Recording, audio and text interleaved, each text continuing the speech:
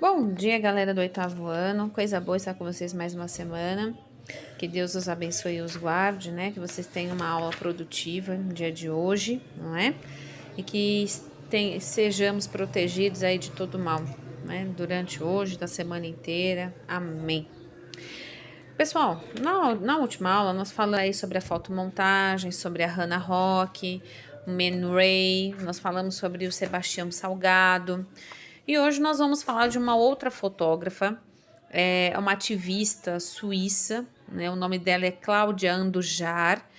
Essa fotógrafa, ela ficou muito tempo aí aqui na floresta amazônica, e em Roraima também ela ficou um período documentando aí a vida, os hábitos, as crenças, a identidade do povo Yanomami. E as fotos são belíssimas, né? Vocês vão ter a oportunidade de conhecer hoje em aula. Eu só quero explicar, ela foi ativista pelo sentido do seguinte: ela lutou aí pelos direitos indígenas brasileiros, né? Pela recolocação deles nas suas terras, a questão indígena que é tão deixada de lado na nossa sociedade. Então, ela realmente vestiu essa camisa. E uma das pesquisas que vocês vão realizar hoje é sobre a Cláudia Andujar Vida, porque a obra nós já temos aqui no nosso livro, tá bom?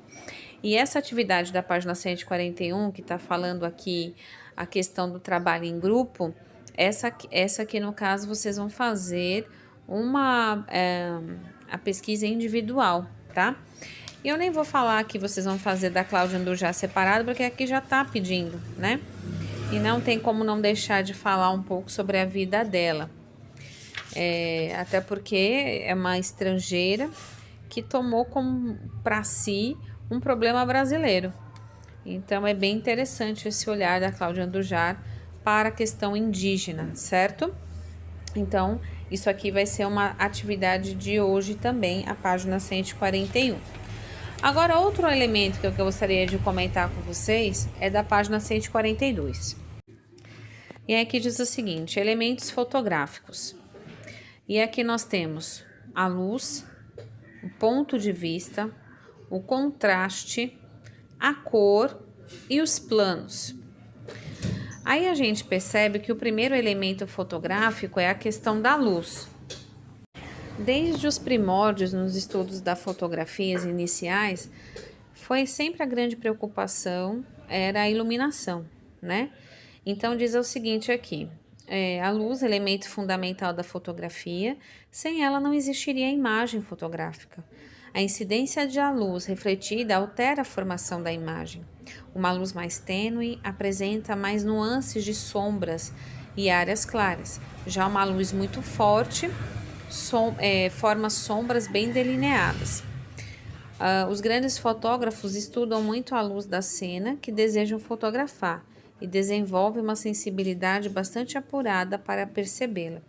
Então, como eu já disse a vocês, desde o início do estudo da fotografia, das primeiras pesquisas, sempre foi o grande X da questão, a dosagem da luz, né? A luz sempre foi priorizada e é um dos elementos principais aí da fotografia, tá? Até a gente, quando vai tirar uma selfie, a gente se enquadra num posicionamento onde a luz tenha maior visibilidade, maior acessibilidade para iluminar o local onde nós estamos, não é? O segundo ponto diz aí, ponto de vista. E aí, obviamente, né, é o local onde o fotógrafo escolhe se posicionar para capturar a melhor imagem, a melhor foto, não é? Aí diz aqui ainda, ele é essencial para a imagem e revela quem está por trás da câmera. Ao estudar com profundidade a obra de um fotógrafo específico, podemos reconhecer uma imagem como sua observando o modo de como o artista enquadrou e recortou o que via, né?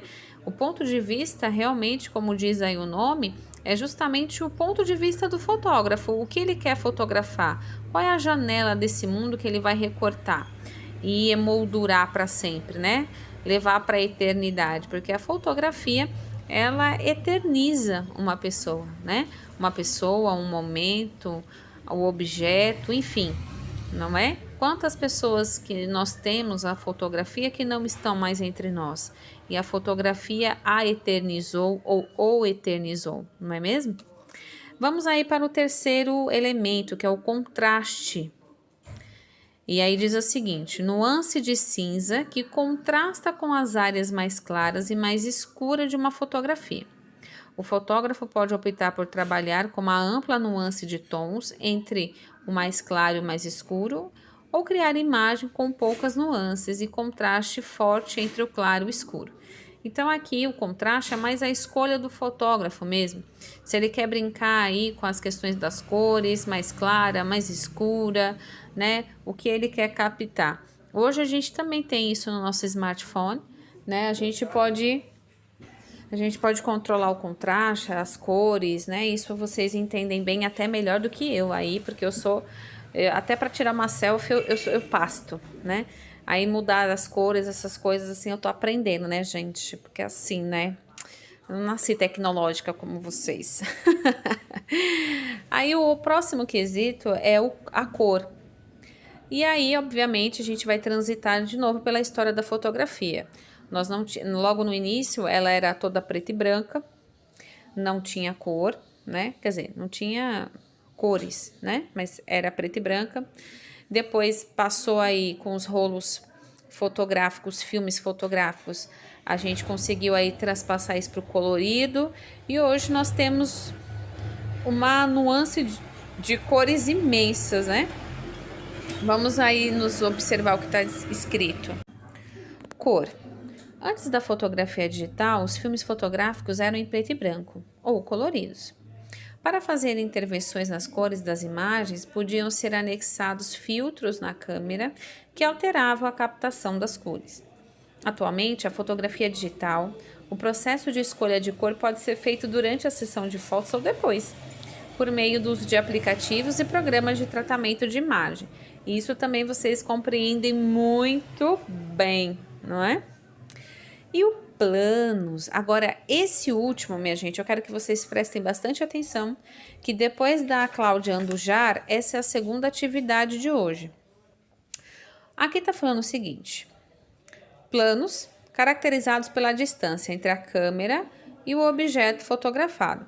É a distância da câmera entre o objeto fotografado, tá? E aí nós temos três aqui: o plano geral, o plano médio e o primeiro plano.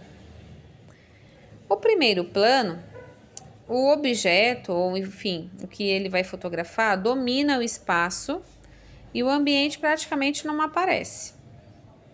O plano médio, né, a ocupação desse espaço é distribuída de forma equilibrada, ou seja, aparece tanto aí o meu objeto que eu estou fotografando, como o ambiente em qual ele está inserido, certo?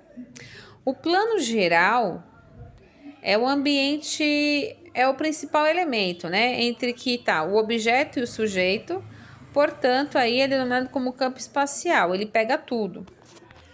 Aqui vai ser uma atividade tecnológica, vocês vão ter que me mostrar 3 imagens que se enquadrem aqui no plano geral, plano médio e o primeiro plano, certo?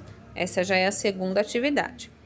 E a terceira atividade de hoje é fazer a página 143 e 144, ou seja, tudo mamão com açúcar hoje. Tá muito sussa para a gente finalizar a unidade 2 de fotografia, certo?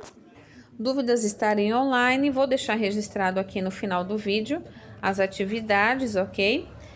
Fiquem com Deus, beijo no coração e até daqui a pouco no nosso grupo de estudos.